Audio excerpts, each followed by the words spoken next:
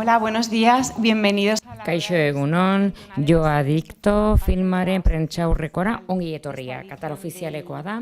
del festival. Es una proyección, Zinemaldikoaren atal ofizialekoa. Lehiaketatik kanpo dago. Proiekzio berezia da eta asko gustatzen zaigu Javier Gijiner hemen izatea, Zinemaldiko aspaldiko laguna.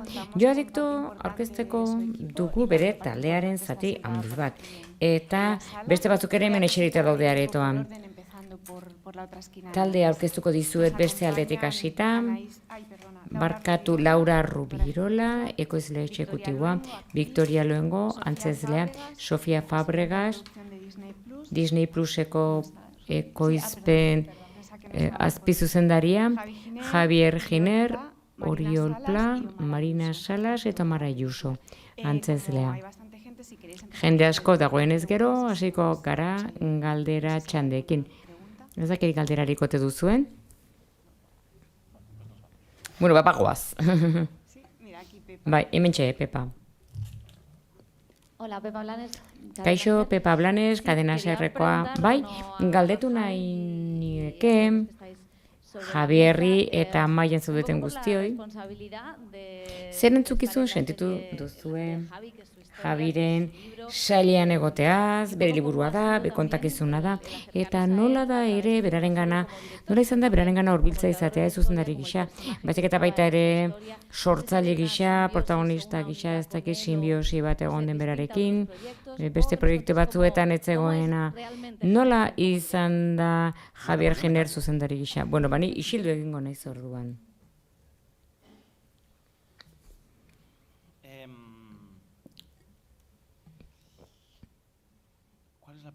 Zein da galdera? Nola da Javi antzezle gisa? Prozesu gisa, ze beste prozesu batzuetan ez bezala, sortzaileak etzukan implikazio emozional hori historia.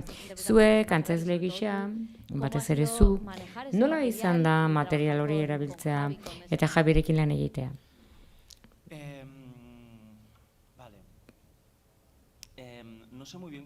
Bueno, ez dakit oso ondo nola kontatu, egia esan. Ni gaur lurreratzen ari naiz pixka bat, eta saiatzen ari naiz pixka bat, dena lotzen, narrazio bat egiten guztiarekin. Beraz, edozen narrazio gisa, espazio huts gisa, eta jauzi temporal eta emozional gisa.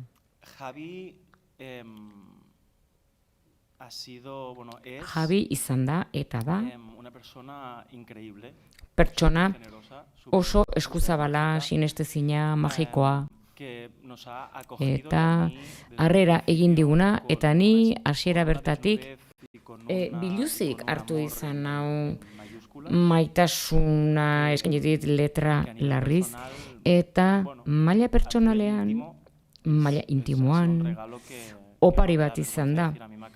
Eta niri bizitza aldatu dit, Javi. Lehen askoz ere zoriontsuagoa nintzen orain amargatuta nago, zapuztuta nago bera erruz. Eta horregatik gogo handia genituen, amaitasun handia izan dugu batak bestearen alde, eta horiek izan dira pixka tresnak. Nahi genuen leku batera joan, ez dakigu nola joan garen, baina asko parregin dugu elkarri emanak egon gara, hau da, gehien ezagutzen dudan pertsona izan da mundu honetan, eta dola gutxi ezagutzen du. Ni ere burua eskaini diot, Javierri, eta hasieratik antzezleengan oinarrituz, hemen daudenak ere, eta talde osoa, antzezlei buruz hitz egiten badut, oso eskuzabala izan da. Lotu eta zaindu egin baikaitu denok, baltsamatu egin gaitu, printzipio oso argiekin, eta oso eskuzabala izan da, oso apala eta oso argia. Eta hortik aurrera bakoitzak bere burua eskaini du, kontutan hartu gabe zezati zuen, erabaki bateratu bat egin dugu, eta denok ilela bizi joan gara Javierren atzetik. eta Javik gure kapitaina izan da. Profesionalki eta baita ere gizaki gisa. Eta Javi da nik lan egin dudan zuzendaririk onenak. Ez bada bintza gainerako guztien nirekin berriro lan egin nahi dutela.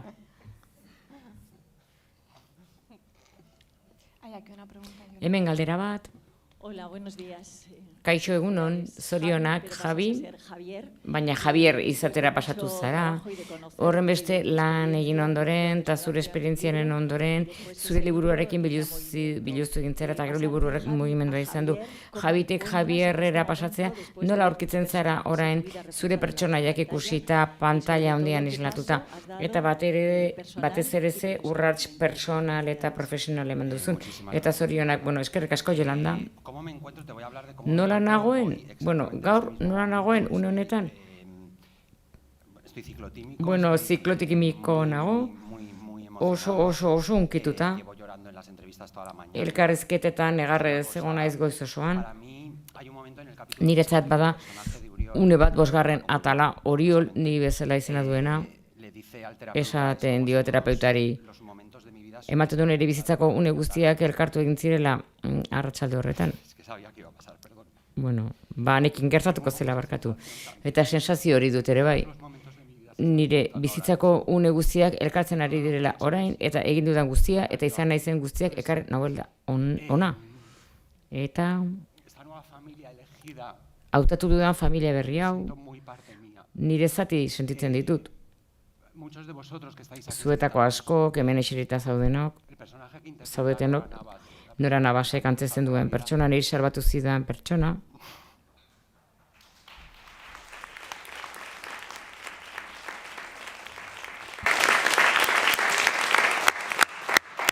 Que está ahora mismo sentada entre vosotros. Zuen artean dago eserita ni ikusten orain.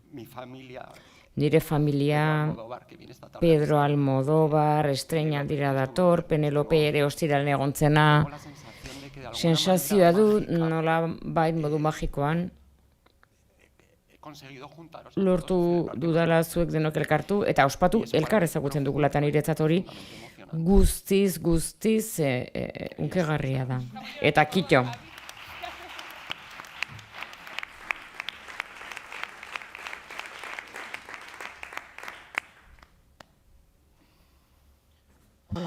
Estoy un poco llorando yo también. Ni ere negarrezani naiz, galdera egin aurretik gustatuko litzaidake esatea, azpimarratu nahi dut, denok momentu honetan bizi dugun egoera oso sintomatikoa da ere. Hau da, nolakoa izan da sortze prozesua, garapena, sail honetan. Gizakiak bere buruak aurkitzen, bere egorik gabe, harrotasunik gabe, eta zuen erantzuna. Nik uste dut ikusentzunezko artefaktu dela, denon artean lortu duguna. Eta hor dagoela gordin, eta urratu egin dena modu katartikoan, eta gaur egun guk banaka zeharkatu egiten gaitu horrek. Nire galdera da zuretzat, Javier. Horrela oso ondo ze negarri egiteari utziko diot. Nire galderaz Sofia Fabregasentza da. Berriki ekin diozue sailak egiteari. Eta nik uste dut oso telesail ausarta dela, Espainian egin den telesailik ausartenetako bat, horrela pentsatzen dut, ez bakarrik Javi nire laguna delako.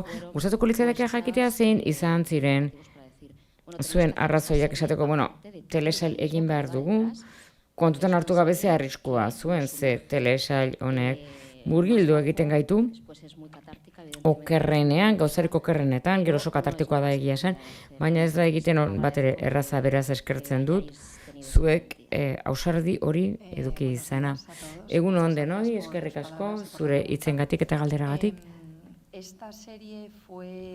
Telesail hau erraza izan zen, hautatzea, liburu bat zuen, aldez aurretik irakurri genuen, Disney oso serio hartzen dugu ikuslea. Entretenimendu etxe bagara, Pixar, Marvel, Star Wars egiten dugu, baina baita ere, Latimosenak era, Moriartyren etxea gara, Kabezudoren etxea, eta Javier Ginerrena ere, eta oso harro gaude horretaz. Fikzio batean sinesten dugu zeinak entretenimendua gainditu egiten duen, fikzioak hitz egiten duenean beharrezkoak diren gauzez. Exekutiboak garen aldetik, guk hautatzen dugu ze proiektu egin edo ez. Hor badago osagai bat, erantzukizun osagai bat, eta ezin diogu horri itzuri, ezin diogu ies egin. Proiektu eritsi zenean, Aitorren bitartez, Aitor Gabilandoren bitartez, nik enuen liburu irakurri, hitz egin da zidaten. Asteburu batean irakurri nuen, eta astelenean deitu genuen, eta esan genuen, bai, aurrera goaz. Zalantzarik gabe gainera, hor hain gordina da egia, hain beharrezkoa da egia, ze bai, holaxe egin genuen. Oso erabaki erraza izan zen egia esan. Bueno, badakin niretzat ez dela galdera, baina Sofiak utziko dite, zerbait eranzten. Uste dut, garrantzitsua dela esatea, sailean, telesailean, hitz egiten da, erdigunea Javier Giner da, baina aldarrikapen bat egiten da, taldearena eta afektu saren aldarrikapen bat egiten dugu. Eta taldearena, kolektiboarena, hau da biderkatu egiten baitu botere individuala. Beraz, orain ni edo Oriol gara gehien agertzen garan den aurpegia. Txalo asko jasotzen ari gara utxunera jauzi egin dugulako, baina esan nahi nuke eta balioan jarri nahi nuke. Gu hau guztia egin badugu, izan da hemen ikusten duzuen jende guztia eta beste askok ere, utzi egin digutelako utxune horretara jauzi egiten. Sofiarik eta Disneyrik gabe ez genuen egingo, Aitorrik gabe, Laura, Biki, Itziar, Elena Traperi gabe ez genuen aurrera aterako. Eta Sofiak oso apal esan duen horrekin, denok dakigu ze komplikatua eta zaila den, industria giro batean, gero eta joera gehiago duena errepikatzen diren formulak egitera, agertzea mota honetako sail batekin. Eta hori emakume honen errua da, hain apalki erantzun dizun emakume honen errua. Galderarik badago? Gregorio, mesedez?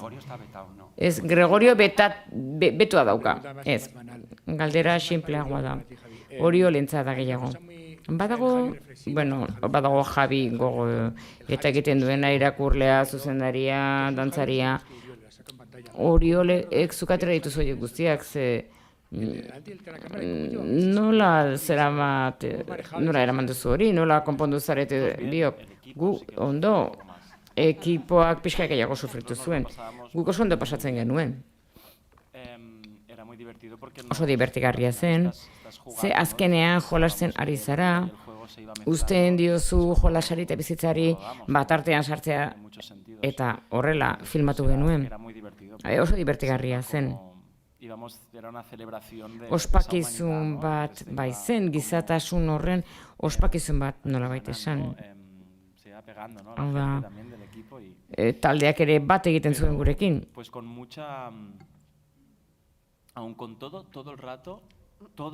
Denbora guztian argitasuna handiarekin eta barrea handiarekin eta ospatuz. Hau da, leku ilunenetara hurbiltzeko beti argia behar duzu. Eta denak du bere kontrako aldea, eta bai. Badakit ez dela niretzat, baina nik, konturatuko zinetin hitz egitea gustatzen zaidala, badago oso gauza ederra Oriolek esan duen hortan, eta asko unkitzen hau.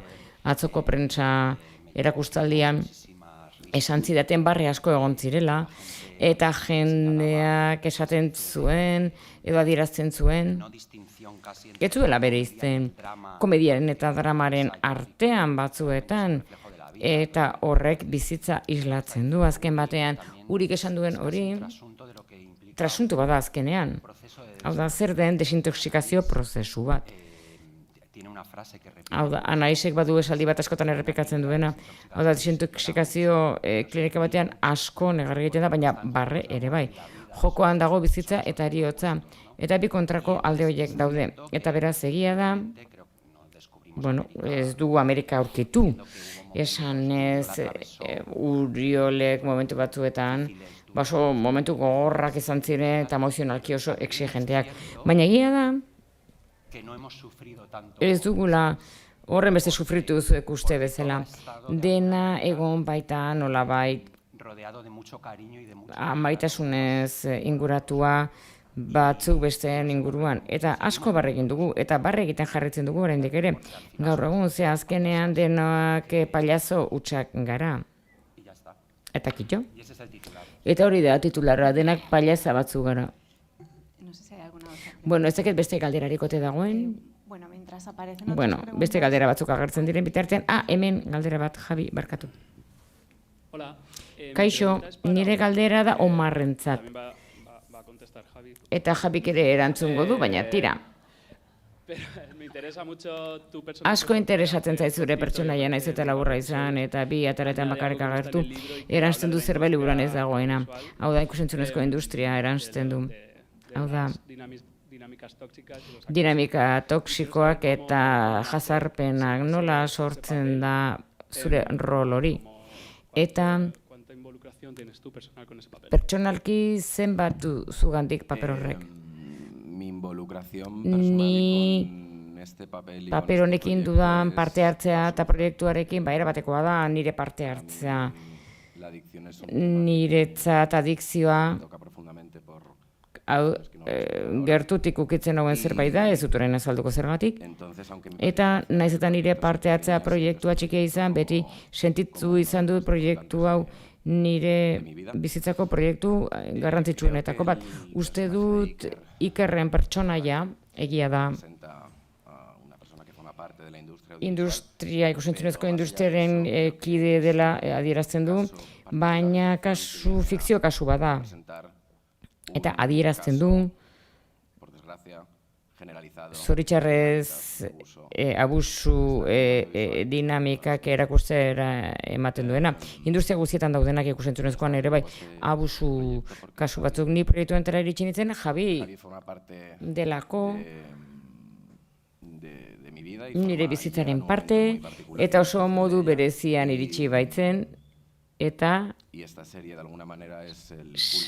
sail hau azken batean, prozesu horren gailurra da, eta horrek asko unkitzen hau berarekin batera egotea proiektu honetan.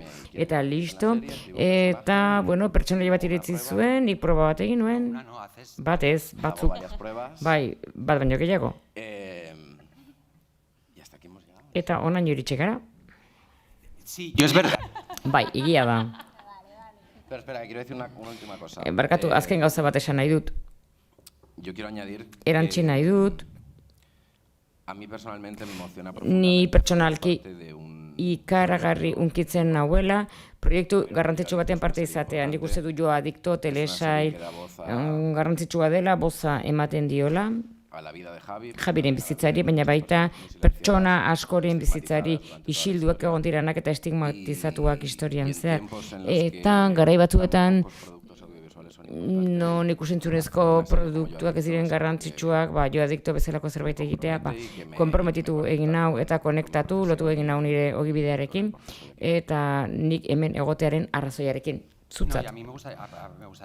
Bai, nik ere esan nahi nuke, Omarri jarraikiz, entzun diodanean orain, sensazioa dut, Saiatu naizela hautatzen antzezleak, eta hautatu ditudanak nik intimoki miresten ditunak izan dira. Eta denoi proposatu diet erronka bat. Eta sensazioa izatea, harago eraman behar nituela. Hau da nire burua harrituz eta haiek harrituz ere bai. Sekula egiten ikusi ez ditugun gauzak egiten. Adibidez, Omarren lana, Marinarena ere bai, Urirena, Bikirena, eta hemen dauden pertsona guztien lanak izugarri hunkitzen nau, ze iruditzen zait, nolabait bere burua aurkezten ari direla munduan, modu berri batean. Oda, sekula ez dugu Omar Ayuso hori ikusi dialekton dagoena, eta banekien Omar hori hortzegoela eta nire erronka zen. Beraren gandik ateratzea berak etzekizkien gauzak, eta bazituenak, beraz bedenkatuta sentitzen naiz. Armada bat udalako inguruan, piztia eta ausarta armada bat ni utxunera jauzi egin dut, eta amildegitik eror nintekeen eta egundoko hostia hartu, egundoko jipoi hartu, baina zera begiratzen beti nuen antzezle orkestra bat utxunera jauzi egin dutenak nirekin batera, konfiantza osoa izanik, debutantea den pertsona batekin esan ez, Javi, hemen nagotanik dena emango dizut. Hemen galdera bat? Hola, lo primero, Kaixo, lehenik eta behin zorionak, Javiri eta talde osoari. Eskerrik asko liburagatik eta gainera modu horretan irekitzeagatik sailean. Sail horrek pertsona asko inspira ditzake, eta galdera ez da zuretzat, Laurarentza da. Uste dut, hain proiektu pertsonal batean, ekoizpenak bere une zailak izango zituela, eta baitere errazak. Kontatuko diguzu pixka bat zein izan den unerik zailena, ekoizpenaren aldetik, eta zure une argitsuena. Eskerrik asko, Ana. Une zailena izan zen, jakin nuenean Javi zera zuzendaria. Ez. Baina bai, Javi ezagutu nuen lehen aldia proiektu honengatik izan zen. Eta esan zidan lehen gauza izan zen, nik ere nire burari galdetu nion. Zer da ezinbestekoa zuretzat proiektu hau egiteko? Eta, galdera hori beti egiten dio nire buruari, baina, kasu honetan, are gehiago. Eta Javier esan zian, nik nahi dut familia bat sortu. Eta horrek oso topikoa ematen du, batzuk denok esaten dugu, ez? Hori familia bat sortu nahi dut. Baina kasu honetan uste dut egia izan dela. Hau da niretzat punturik zailena, lortzen zailena. Gaur hemen gertatzen ari dena. Uste dut prentsa horreko bat baino gehiago dela, telesail bat baino gehiago dela. Niretzat hori da zailena. Eta garrantzitsuenetako bat lan egiteko orduan, hori da. Industria baten gaude noski, baina modu atseginago batean lan egin badezakegu argitsuagoan, zenbat eta gehiagotan, hobeto. Proiektuak ere azkenean energia hori atzitzen dute, dena ez dago pantailan. Pantailan ez izateke aterako, atzean jenderik ez balego. Zaila da, baina modu natural batean gertatu zen. Uste dut hori izan zela argitsuena, nola sortu zen hori dena, nola bakoitzak. Errespetatzen ditugun pertsona bakoitzak nola ekarri zuten, egin zuten beren ekarria proiektu honetan. Omarrek esan duen bezala. Beraz, uste dut dena gertatu dela oso modu politan, organikoan, eta hori agertzen da serian. Eta uste dut hori izan dela zailena. Bai, hori da. Ni naiz Javi, baina erantzi nahi nuke. Bai, egia da. Horren negarrez hasiko zara, bai, badakit. Giza taldeak egundoko maila izan du. Eta berretxe egin nahi dut, zuekin partekatzeko besterik gabe. Laura, zentzu horretan,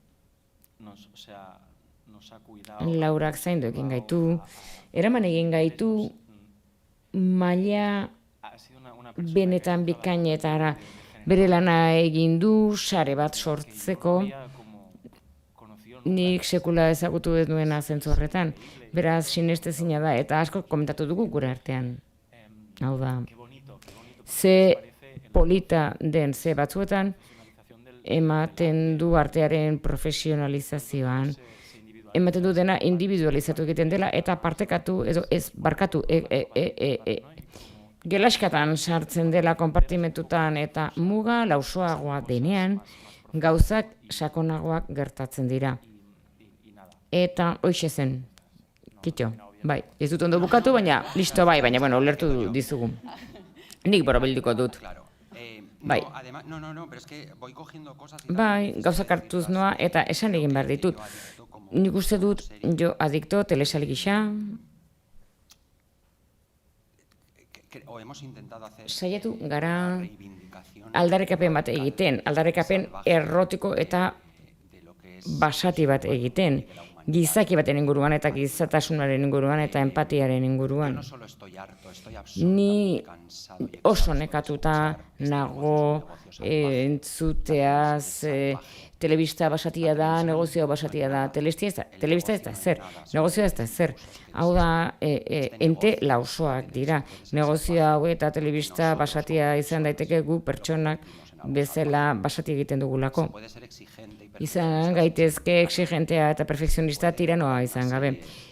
Sail bat zuzendu dezakezu kontutan hartuz gizakiak, parte diren gizakiak lehenetik hasita azkenera arte. Zalantzak izan ditzakegu, negarregin, barregin, uste dut benetan badagoela energia korronte bat, jo adikto zeharkatzen duena fikzio eta proiektu gisa. Eta gizadiaren alde dagoena eta komunikatzeko leku auskorretatik pertsonak bihurtzen gaituztenetik eta ez izorratu batak besteari. Uste dut aldarrikapen sakon bat dagoela borondatearen alde. Lehen ere esan dut, ni emakume bat hemen eserita dagoena gai izatea niri begiratzeko. Une jakin batean ni munstro bat nintzen eta esan zu munstro bat zara, baina munstroaren azpian duintasuna duzu. Niri horrek bizitza salbatu zidan. Eta hori oso garrantzitsua da. Horrek askoz ere garrantzia gehiago du zinemaldi bat, baino gehiago nik daramadan alkandorak, baino gehiago uste du gaur egun bizi garen gizartean ahaztu egiten zaigula benetan garrantzitsua den horretaz. Eta uste dut ahalegindu egin gara jo adiktok zaplasteko bat izan dadin, hori guztia goitik behera hautsiko duena.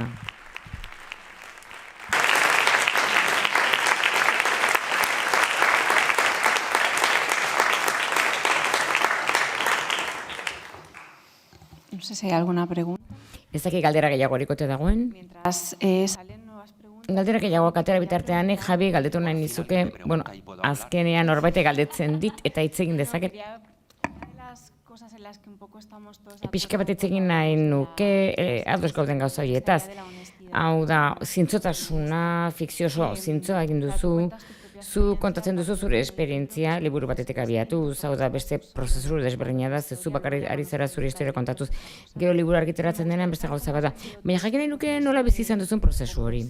Hau da, liburua nola bihurtu duzu zure historia arte kolektibo batean, denok arrastoak eman diguzuen nolakoa izan den emozionalki, baina handik aurrera, sortzaile gisa, nola egin duzu transizio hori liburutik filmera, eta maila emozionalean nola sentitu duzu, zenik Teresaila ikusita pentsatu duzu zaila.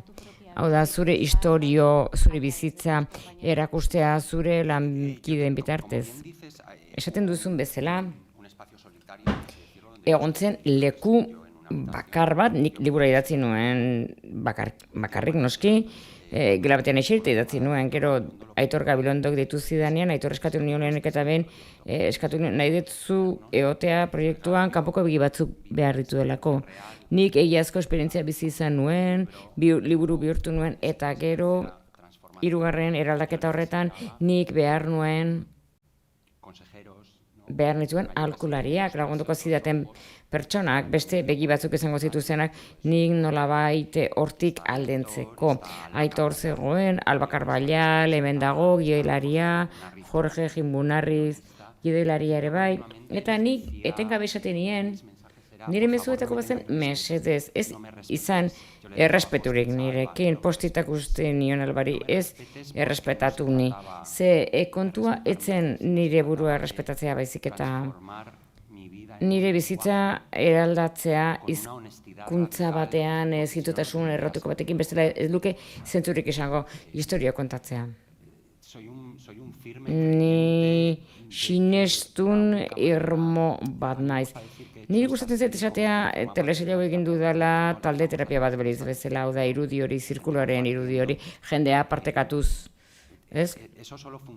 Horre bakarrik funtzionatzen duzu komunikatzen zarenean zure zauri sakonenetik eta zure hauskortasune handienetik. Pertsona batek, antzezle ezagun batek, Javier Kamara du izena, esan zidan, saila egiten ari nintzen betartean, donde raske esan zidan. Hor, min egiten duen leku horretan, ez? Eta Aitor, Alba eta Jorgerekin ari nintzenean, eta min egiten zidan leku horretan, edo pudorea, edo zorabioa eta beldurra balima esatzen banuen, arantz joaten nintzen, hor bai zegoen, utzi egingo baitzidan, komunikatzen, pertsona horiekin guztiekin, hankanpoan daudenak, zeharkatzen ari direnak bidaia hori, hau da nik bizi dudana bizitzen ari direnak zintzotasun erabateko errotiko batekin. Nik ezin nuen sail hau egin, non pertsona horiek guztiei esango nieke ez beldurri ez lotxik izan, ez zaude bakarrik, ni banintz izaten lehen pertsona, beraz, ulerri dazu, sakrifizio publikoa da. Eta horrela frogatu pertsona horiek guztiei zure zauriak erakustea eta zure intimitatea erakustea lotxagarriena ez du zertan ekarri behar ez zure bizitza suntsitzea. Eskerrik asko. Bukatu egin behar dugu prentsaurrekoa agenda profesionalengatik, eskerrik asko lankideak etorritzeagatik, eskerrik asko taldeari Joadiktoren, taldeari eskerrik asko.